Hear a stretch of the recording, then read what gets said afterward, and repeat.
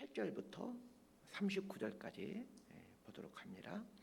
느헤미야 10장 28절부터 39절까지 번갈아 가면서 읽도록 하겠습니다. 제가 먼저 읽습니다.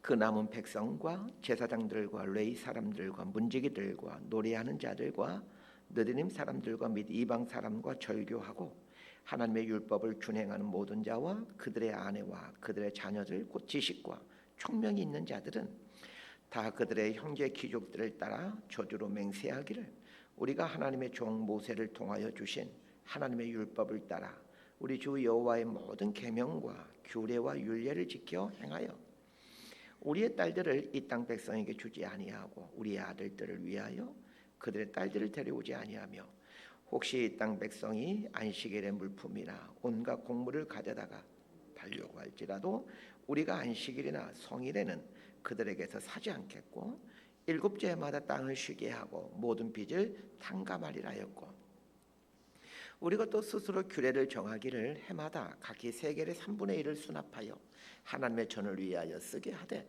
곧 진설병과 항상 드리는 소제와 항상 드리는 번제와 안식일과 초하루와 정한 절기에 쓸 것과 성물과 이스라엘을 위하는 속죄제와 우리 하나님의 전의 모든 일을 위하여 쓰게 하였고 또 우리 제사장들과 레위 사람들과 백성들이 제비 뽑아 각기 종족대로 해마다 정한 시기에 나무를 우리 하나님의 전에 바쳐 율법에 기록한 대로 우리 하나님 여호와의 제단에 사르게 하였고 해마다 우리 토지 소산의 만물과 각종 과목의 첫 열매를 여호와의 전에 드리기로 하였고 또 우리의 맏아들들과 가축의 처음 난 것과 소와 양의 처음 난 것을 율법에 기록된 대로 우리 하나님의 전으로 가져다가 우리 하나님의 전에서 섬기는 제사장들에게 주고 또 처음 익은 밀의 가루와 거제물과 각종 과목의 열매와 새 포도주와 기름을 제사장들에게로 가져다가 우리 하나님의 전에 여러 방에 두고 또 우리 선물의 11조를 레위 사람들에게 주리라 하였나니 이 레위 사람들은 우리의 모든 성읍에서 산물의 11조를 받는 자임이며 39절까지 함께 읽습니다. 레위 사람들이 11조를 받을 때에는 아론의 자손 제사장 한 사람이 함께 있을 것이요 레위 사람들은 그 11조의 10분의 1을 가져다가 우리 하나님의 전 곳간에 여러 방에 두되 곧 이스라엘 자손과 레위 자손이 거제로 드린 곡식과 새 포도주와 기름을 가져다가 성소의 그릇들을 두는 골방 곧 섬기는 제사장들과 문지기들과 노래하는 자들이 있는 골방에 둘 것이라 그리하여 우리가 우리 하나님의 전을 버려두지 아니하리라. 아멘. 이 느헤미야 10장은 포로에서 귀환한 이스라엘 백성들이 하나님과 언약식을 맺는 내용입니다. 언약식에 대한 큰 줄기를 좀 이해했으면 합니다. 하나님께서 이스라엘 민족과 처음으로 언약을 맺은 때는 애굽에서 나온 뒤 시내산에 왔을 때입니다. 하나님께서 모세를 시내산에 올라가라고 하시면서 이런 말씀하십니다. 출애굽기 19장 3절에서 6절 제가 읽어드릴게요. 모세가 하나님 앞에 올라가니 여호와께서 산에서 그를 불러 말씀하시되 너는 이같이 야곱의 집에 말하고 이스라엘 자손들에게 말하라. 내가 애굽 사람에게 어떻게 행하였음과 내가 어떻게 독수리 날개로 너희를 업어 내게로 인도하였음을 너희가 보았느니라. 세계가 다 내게 속하였나니 너희가 내 말을 잘 듣고 내 언약을 지키면 너희는 모든 민족 중에서 내 소유가 되고 너희가 내게 대하여 제사장 나라가 되며 거룩한 백성이 되리라. 너는 이 말을 이스라엘 자손에게 전할지니라. 출애굽한 이스라엘 백성들이 이제 시내산에 이르게 되자 하나님은 모세를 시내산 정상으로 오게 하시더니 이런 말씀을 하십니다. 내 언약을 지키면 너희가 모든 민족 중에서 내 소유가 되고 나의 제사장 나라가 되며 내 백성이 된다. 이 말을 이스라엘 자손들에게 전하고 나와 언약을 맺을 건지 말 건지 결정해라. 모세에게 그렇게 말하죠. 모세가 산에서 내려와서 이스라엘 백성들에게 하나님으로부터 받은 말을 그대로 전합니다. 그때 이스라엘 백성들의 반응이 출애굽기 19장 8절입니다. 백성이 일제히 응답하여 이르되 여호와께서 명령하신 대로 우리가 다 행하리이다. 모세가 백성의 말을 여호와께 전하매 이스라엘 백성들이 하나님과 언약을 맺겠다라고 만장일치로 결정합니다. 그래서 하나님께서 그 언약의 내용을 알려주십니다. 그 언약의 내용이 출애굽기 20장부터 등장하는 십계명을 비롯해서 성막에 대한 내용 또 제사장들에 대한 내용입니다. 하나님과 이스라엘 백성이 맺은 언약의 핵심은 나는 너희 하나님이 되고 너희는 내 백성이다. 그러니 나는 너희들을 책임지고 인도해 갈 것이고 너희들은 나의 백성답게 언약에 충실하면 된다. 이렇게 간단하게 정리할 수 있습니다. 그래서 모세 시대의 십계명으로 대표되는 율법을 기록해서 가르치게 되고 성막도 지어서 또 하나님께 예배를 드리게 되고 제사장과 레위 지파를 구별하여 성전을 돌보게 합니다. 그런데 하나님과 이스라엘 백성들 간에 맺은 언약이 계속 지켜지는가 하는 것입니다. 하나님은 언약식에서 약속한 대로 이스라엘의 하나님이 되셔서 이스라엘 지켜오시고 인도해 가십니다. 문제는 이스라엘 백성들입니다. 우리가 잘 알듯이 이스라엘 백성들은 언약을 어기고 우상을 섬겨왔고 율법 말씀에 순종하지 않았습니다. 이것이 구약 이스라엘의 역사라고 할 수 있습니다. 이런 측면에서 오늘 본문을 보셨으면 합니다. 왜 포로에서 귀환한 이스라엘 백성들이 자원해서 언약식을 맺느냐는 것입니다. 이들이 보기에는 출애굽 시대에 맺은 언약식은 이제는 다 무용지물이 되었다라고 판단했기 때문입니다. 하나님은 여전히 이스라엘의 하나님이시지만 그러나 이스라엘 백성들은 너무나 오랫동안 율법에 불순종해왔고 우상을 섬겨왔습니다. 그래서 느헤미야 시대에 다시 이스라엘 백성들이 언약식을 맺는 겁니다. 오늘 본문을 보면서 하나님의 언약 백성들은 어떻게 살아야 되는가 하는 것을 배워갔으면 합니다. 자, 1절에서 27절까지는 그 언약식에 서명한 지도자들의 명단입니다. 1절부터 8절까지는 제사장을 대표하는 사람들로 제사장 그룹의 명단이고 9절부터 13절까지는 레위 사람들 대표하는 사람들의 명단이고 14절부터 27절까지는 백성의 지도자들의 명단이라고 이해하시면 되겠습니다. 자, 28절부터 31절까지 함께 읽도록 합니다. 시작. 그 남은 백성과 제사장들과 레위 사람들과 문지기들과 놀이하는 자들과 느리님 사람들과 및 이방 사람과 절교하고 하나님의 율법을 준행하는 모든 자와 그들의 아내와 그들의 자녀들 곧 지식과 총명이 있는 자들은 다 그들의 형제 귀족들을 따라 저주로 맹세하기를 우리가 하나님의 종 모세를 통하여 주신 하나님의 율법을 따라 우리 주 여호와의 모든 계명과 규례와 율례를 지켜 행하여 우리의 딸들을 이 땅 백성에게 주지 아니하고 우리의 아들들을 위하여 그들의 딸들을 데려오지 아니하며 혹시 이 땅 백성이 안식일의 물품이나 온갖 곡물을 가져다가 팔려고 할지라도 우리가 안식일이나 성일에는 그들에게서 사지 않겠고 일곱째 해마다 땅을 쉬게 하고 모든 빚을 탕감하리라 하였고. 자, 28절부터 39절까지는 이제 언약의 내용인데 오늘 본문에 나오는 언약의 내용은 그 옛날 출애굽한 이스라엘 백성들과 하나님이 시내산에서 맺은 언약의 내용과 비슷한 내용이라고 생각하시면 됩니다.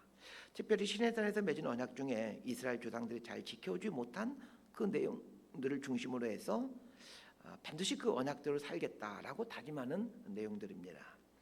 포로에서 귀환한 이스라엘 백성들이 맹세한 언약의 내용을 보면서 이스라엘 백성들이 잘 지키지 못했던 언약들이 무엇인가를 보았으면 합니다. 자, 이걸 공부하는 이유는 우리 역시 좀 지키기가 어려운 내용들이기 때문입니다. 이스라엘 백성들이 지키기 어려운 내용이었다면 우리도 지키기가 어려운 내용이겠죠. 자, 먼저 언약식을 하는 이스라엘 백성들이 어떤 각오로 언약식을 하고 있는지를 보겠습니다. 29절 하반절에 보면 저주로 맹세하기를 우리가 하나님의 종 모세를 통하여 주신 하나님의 율법을 따라 우리 주 여호와의 모든 계명과 규례와 율례를 지켜 행하여 이렇게 말하고 있죠. 자, 여기서 주목해야 될 말이 저주로 맹세하여라는 말입니다. 저주로 맹세한다라는 말은 만약 우리가 율법 내용대로 지키지 않는다라면 저주를 받아도 좋습니다. 이런 뜻입니다. 이 얼마나 무서운 말입니까? 하나님 말씀을 지키지 않으면 저주를 받아도 좋습니다 라고 맹세하는 것은 하나님 말씀을 반드시 지키며 살겠습니다 이런 뜻입니다. 오늘날 우리 그리스도인들 중에 하나님 말씀을 지키지 않으면 저주를 받아도 좋습니다 이렇게 결단하고 신앙생활하는 사람이 어디 있겠습니까? 말씀에 불순종하면 뭐 어쩔 수 없는 거고 순종하며 살면 뭐 좋은 거고 이 정도의 생각을 갖고 신앙생활을 합니다. 그래서 오늘 본문을 보면서 우리 역시 하나님 말씀에 반드시 순종하며 살겠다라는 이런 결단들이 있었으면 합니다. 말씀을 지키지 않으면 저주를 받아서 좋습니다 라고 말할 만큼 그런 각오와 어떤 결단이 있었으면 합니다. 또 하나 살펴봐야 되는 것은 이스라엘 백성들이 하나님의 율법 중에 잘 지키지 못하는 것들이 무엇인가 하는 것입니다. 30절과 31절에 나오는 것들이 잘 못 지켜왔던 것들입니다. 30절을 보면 우리 딸들을 이 땅 백성에게 주지 아니하고 우리 아들들을 위하여 그들의 딸들을 데려오지 아니하며. 이 말의 문자적인 의미는 믿지 않는 사람들과 혼인하지 않겠다라는 뜻입니다. 그러나 더 깊은 의미를 알아야 합니다. 이것은 이방 문화에 대항해서 하나님만 섬기는 삶을 살겠습니다라는 뜻입니다. 왜 하나님께서 이방인과의 혼인을 금하셨습니까? 왜 하나님께서 가나안 입성을 앞두고 있는 이스라엘 백성들에게 그 가나안 족속을 다 진멸하라고 말씀하셨습니까? 그들과 관계를 맺고 살 때 우상을 섬길 가능성이 아주 높기 때문입니다. 그래서 오늘 본문에 나오는 이방인과 통혼하지 않겠다라는 말은 오로지 하나님만 섬기겠다라는 뜻입니다. 사실 하나님과 이스라엘 백성 간에 맺은 언약의 핵심이 바로 이거죠. 오로지 하나님만 섬기겠다라는 것이 언약의 핵심입니다. 그래서 율법의 핵심인 십계명의 첫 번째 계명이 무엇입니까? 너는 나 외에는 다른 신들 내게 두지 말지니라입니다. 하나님 외에는 다른 신을 섬기지 않는 것이 언약의 출발이면서 언약의 핵심입니다. 그런데 이방인과의 통혼은 하나님 외에 다른 신을 섬기게 하는 지름길입니다. 그러기에 이방인과의 통혼을 철저하게 금지시켰던 것이죠. 이스라엘 역사를 잘 보시길 바랍니다. 왜 이스라엘 백성들이 가나안 땅에 들어와서 우상을 섬기게 됩니까? 가나안 족속을 진멸하는 말씀에 순종하지 않고 살려두었고, 살려두는 것에서 멈추지 않고 그들과 통혼하며 그들의 이방 문화를, 우상 문화를 받아들였기 때문입니다. 구약의 이스라엘 역사에서 끊임없이 반복되는 일이 바로 이 일이었습니다. 심지어는 바벨론 포로에서 돌아온 사람들조차도 이방인과의 통혼을 끊지를 못합니다. 기원전 537년에 1차 포로 귀환을 하게 되는데 1차 포로 귀환했던 사람들조차도 지도자들인 스룹바벨과 여호수아가 죽자 이방인과 통혼하기 시작합니다. 그래서 2차 포로 귀환의 지도자인 에스라가 이방인과 결혼한 사람들을 강제 이혼을 시킨 이야기 우리 몇 주 전에 배우지 않았습니까? 그런데도 에스라가 잠깐 페르시아에 소환되어 가 있는 사이에 또다시 또 이방인과 통혼하게 됩니다. 그래서 느헤미야가 총독으로 부임해 있는 당시에 이방인과 통혼이 유행되고 있었습니다. 이만큼 하나님만 섬기는 삶을 사는 게 어렵습니다. 우리가 우리 자녀들에게 가르치는 걸 보면 금방 알 수 있죠. 우리는 우리 자녀들에게 하나님만 섬겨야 된다라고 가르치고 있습니까? 잘 못 가르치고 있는 것 같습니다. 아이가 학교에 무단결석을 하면 난리가 나지만 주일에 교회 빼먹는 것에 대해서는 그렇게 크게 재수없게 생각하지 않습니다. 그러니 당연히 자녀들이 하나님 섬기는 것을 경홀히 여길 수밖에 없습니다. 자녀가 학교 무단결석하는 것은 대수지 않게 여겨야 되지만 주일에 교회 빠지는 것에 대해서는 3차 전쟁이 일어나야 됩니다. 그래서 교회에 빠지면 너 죽고 나 죽자 이 자세로 살아야 됩니다. 자, 이런 경험 속에서 자녀들이 하나님 경외하는 법을 배워가게 됩니다. 그런데 그리스도인 부모들조차도 여차하면 교회 오지 않고 주일에 놀러 갑니다. 주일에 여행 가더라도 여행지에서 교회 가셔야 됩니다. 물론 요즘에는 또 이제 온라인 예배가 있으니까 최소한 온라인 예배라도 들으셔야 됩니다. 저희 어머니는 시골에서 농사를 지으셨는데 주일을 빼먹는 걸 보지 못했습니다. 저희 시골 마을은 다 나시성만 가진 분들이 살고 있는 단지 친족 공동체입니다. 다 사촌, 육촌, 팔촌 다 이런 분들인데 품앗이를 하면서 농사를 짓습니다. 품앗이가 뭔지 아시죠? 동네 사람들이 모여서 오늘은 이 집 일을 하고 내일은 저 집 일을 하고 모레는 또 다른 집이 일을 하는 게 이런 게 품앗이입니다. 동네에서 저희 어머니만 교회 다니셨는데 그 어머니 때문에 그 품앗이가 정상적으로 돌아가지가 않습니다. 그 바쁜 농번기 때도 죽었으면 죽었지 교회 가서 예배를 드립니다. 품앗이 때문에 사람들로부터 이런저런 말도 듣기도 하고 또 다른 사람들의 그 불평의 소리를 들을 수밖에 없었습니다. 그 마을 사람들 불평 앞에서 미안해하고 또 죄송해하는 그 어머니 모습 참 생생합니다. 제가 목사된 모습을 보고 돌아가셔야 됐는데 목사된 걸 보지 못하고 돌아가신 게 참 안타깝습니다. 이스라엘 백성들이 잘 지키지 못한 율법의 내용이 안식일과 관련된 것입니다. 31절에 나오는 내용이 그 내용입니다. 안식일 지킨다는 게 참으로 어렵습니다. 왜냐하면 먹고 사는 것과 밀접하게 연관되어 있기 때문입니다. 그런데 이스라엘 백성들이 바벨론의 포로로 끌려가고 식민 생활을 하게 된 이유가 이 언약을 지키지 않았기 때문이라는 것을 알고는 안식을 꼭 지키겠다라고 만약 지키지 않으면 저주를 받겠다라고 결단을 하고 있습니다. 오늘 우리들에게도 이런 결단들이 있었으면 합니다. 32절부터 39절까지는 성전과 관련하여 언약을 꼭 지키겠다라고 다짐하는 내용입니다. 자, 여기에 나오는 내용도 이스라엘 백성들이 잘 지켜오지 못했던 내용들입니다.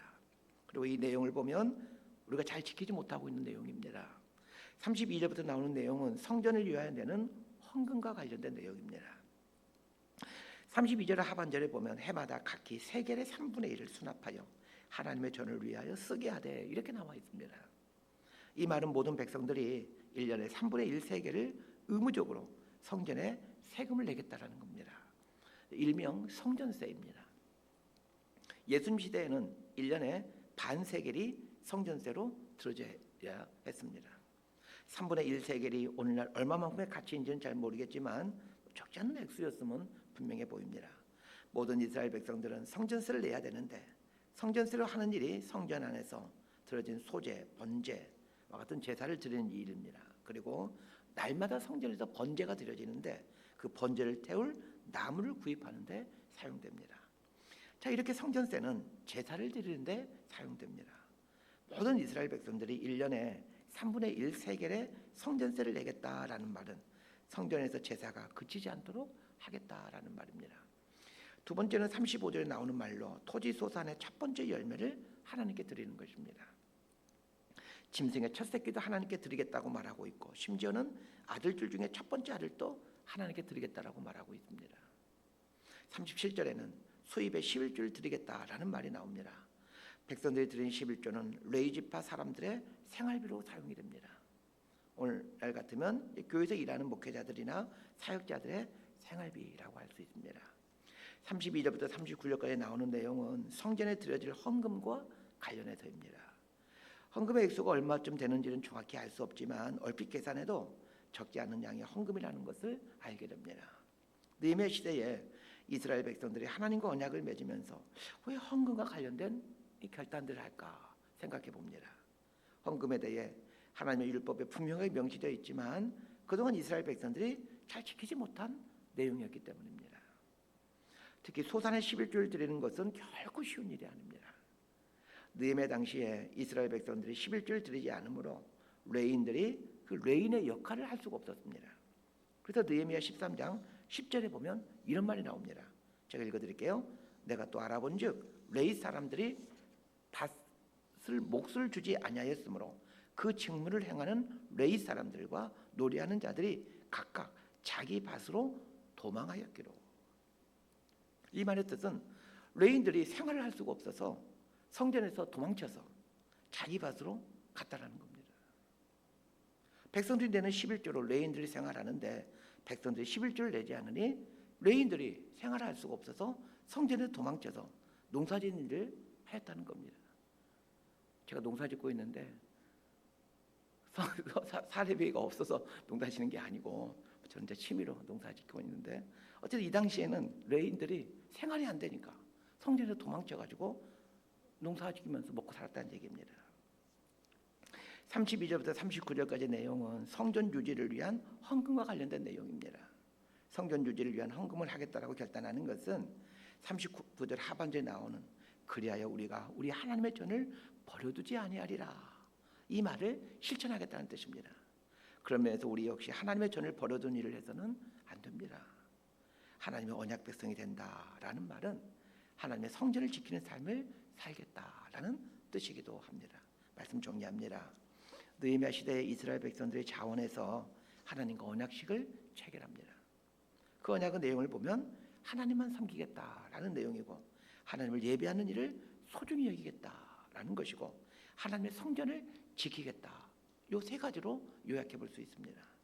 자, 이걸 보면 구약의 이스라엘 백성들이 왜 신앙의 길에서 실패했는지를 알게 됩니다. 하나님만 섬겨야 되는데 우상도 섬겼고 하나님을 예배하는 일을 귀하게 여겨야 되는데 예배하는 일을 귀하게 여기지 않았고 하나님의 성전을 지켜야 되는데 하나님의 성전을 지키지 못했기 때문입니다. 자, 그런데 이스라엘 백성들이 이러한 일들에 대해서 실패했듯이 오늘 우리 그리스도인들도 이러한 일과 관련하여 힘들어합니다. 하나님만 섬겨야 되는데 세상에 속한 것들을 너무 많이 사랑하고 예배를 소중히 여겨야 되는데 예배를 소중히 여기지 않고 교회를 지켜가야 되는데 교회를 지켜가는 것을 소홀히 여깁니다. 그래서 오늘 말씀 앞에서 이 느헤미야 시대 이스라엘 백성들처럼 결단함으로 이 언약식을 마음에 스스로가 언약식을 맺어갔으면 합니다. 하나님만을 섬기는 삶을 살겠다고, 예배를 소중히 여기는 삶을 살겠다고, 하나님의 교회를 지켜가는 삶을 살겠다고 말입니다. 이런 삶을 살아갈 때 하나님께서 이런 인생들의 하나님이 되어 주셔서 반드시 복을 베풀어 주십니다. 이런 복을 누리며 사는 저와 여러분의 삶이 되기를 진심으로 소망하고 축복합니다. 기도하겠습니다. 하나님 아버지, 오늘 본문에 나오는 이 이스라엘 백성들처럼 하나님을 섬기는 삶을 살기를 결단해 갑니다. 예배를 소중히 여기는 삶을 살기를 결단해 갑니다. 하나님의 몸된 교회를 지켜가는 삶을 살기를 결단해 갑니다. 그리하여 하나님의 언약 백성으로 하나님이 주신 복을 누리며 살아가고 싶습니다. 이런 복된 삶을 살게 되는